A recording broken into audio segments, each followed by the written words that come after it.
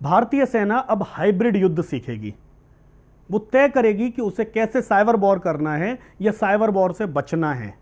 वो ये भी तय करेगी कि आखिर भविष्य में उसके युद्ध की रणनीति क्या होनी चाहिए।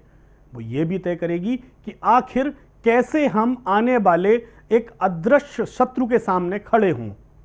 तो जनाब, आप ये समझ लीजिए कि इस समय सेना एक नए मोड में जा रही है और एक नए तरीके से युद्ध को लड़ने को लेकर के वो गंभीर तरीके से सोचने की तैयारी कर रही है और ये सोचने का ठिकाना भोपाल में तय किया गया है।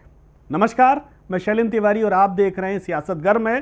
तो आज हम बात कर रहे हैं सेना की बात इसलिए भी कर रहे हैं कि खुद प्रधानमंत्री नरेंद्र मोदी 1 अप्रैल को भोपाल आ रहे हैं और वो जो देश के टॉप सैन्य कमांडर हैं सेना के, उनके साथ ब्रेनस्टॉर्मिंग करेंगे, उनसे चर्चा करेंगे और वो जानेंगे कि आखिर अब सेना किस मोड में जा रही है और किस तरह की रणनीति बना करके आगे के युद्धों के लिए लड़ने की तैयारी कर रही है।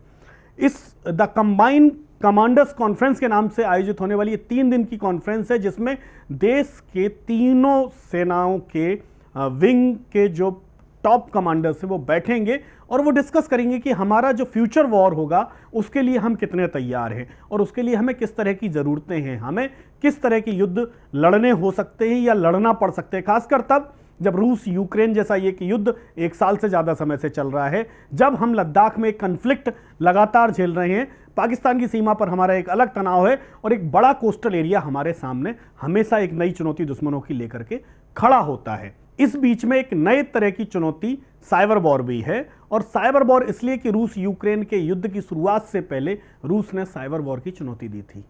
तो आप समझ लीजिए कि साइबर वॉर हिंदुस्तान की सेना के लिए भी एक चुनौती है। उससे ज़्यादा एक फेक न्यूज़, जनाब, फेक न्यूज़ सिर्फ अखबारों की समस्या नहीं है, सेना के लिए भी एक बड़ी समस्या है। सेना उस प्रोपेगेंडा के खिलाफ भी लड़ने की तैयारी कर रही है कि जो दुश्मन सेनाओं को मजबूत दिखाने की कोशिश की जाती है, उसके बारे में कुछ बेहतर बनाने की कोशिश की जाती है।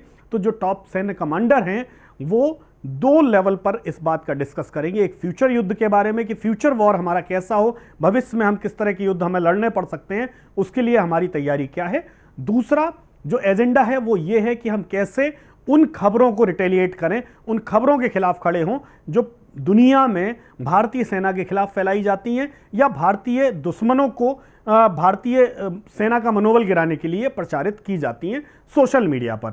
दूसरी एजेंडे के जो अगला हिस्सा है वो ये है कि इस देश में साइबर वॉर को लेकर के भारतीय सेना कितनी तैयार है, चाहे वो वायुसेना हो, चाहे वो थल सेना हो और चाहे हमारी वो जल सेना हो। तीनों सेनाएं मिलकर के इस बात पर सोचने के लिए बैठेंगी। इसको जो नया नाम दिया गया फ्यूचर वॉर का दूसरा हिस्सा जो नाम दिया गया हाइब्रिड वॉर, जिसमें जो बातें हो रही हैं उसमें फेक न्यूज़ एक सबसे बड़ी चीज़ है कि फेक इन्फॉर्मेशन भारतीय सेना या भारतीय दुश्मनों के को लेकर के फैलाई जाती है, सेना का मनोबल गिराया जाता है। एक उसका हिस्सा ये होगा। दूसरा हिस्सा होगा कि साइबर क्राइम, जो साइबर वॉर के तौर पर जो चीज़ें हो रही हैं उनको कैसे रोका जाए या उसके लिए सेना को क्या क्या तैयारियों की ज़रूरत है। तीसरा ड्रोन वॉर, अभी दुनिया में कई देशों के बीच में जो कन्फ्लिक्ट है उसमें ड्रोन वॉर हो रहा है। बिना पायलट के एक उड़ता हुआ जहाज, एक उड़ता हुआ ड्रोन आता है और बम गिरा करके चला जाता है और वो इतने छोटे होते हैं और कई बार वो रडार से बच निकलते हैं। तो कहीं ना कहीं भारतीय सेना इन चुनौतियों की तरफ भी देख रही है कि आने वाले वक्त में उन्हें किस तरह की चुनौतियों से जूझना पड़ेगा। तो जो ये फ्यूचर वॉर की जो सेंट्रल थीम के साथ भारतीय सेना बैठ रही है 30 से लेकर के 30 मार्च से 1 अप्रैल के बीच, यानी 3 दिन ये ब्रेनस्टॉर्मिंग होगी भारतीय सेना के सभी टॉप कमांडर्स के साथ, जिसमें आखिरी दिन प्रधानमंत्री नरेंद्र मोदी, रक्षा मंत्री राजनाथ सिंह समेत कई बड़े दिग्गज बैठेंगे और इस पर जानेंगे कि आखिर भारतीय सेना किस तरह से आगे की चुनौतियों के लिए तैयारी कर रही है। तो महत्वपूर्ण यही है कि भारतीय सेना अब अपने आप को अपडेट कर रही है, एक नए सिरे से सोच रही है। अब वो फ्यूचर वॉर के साथ हाइब्रिड वॉर के लिए भी तैयारी कर रही है। आप बने रहिए हमारे साथ, हम आपको बताते रहेंगे ऐसे खबरों के एनालिसिस, इसके साथ साथ जानकारी, आपकी ताज़ा तरीन अपडेट आपको देते रहेंगे। नमस्कार।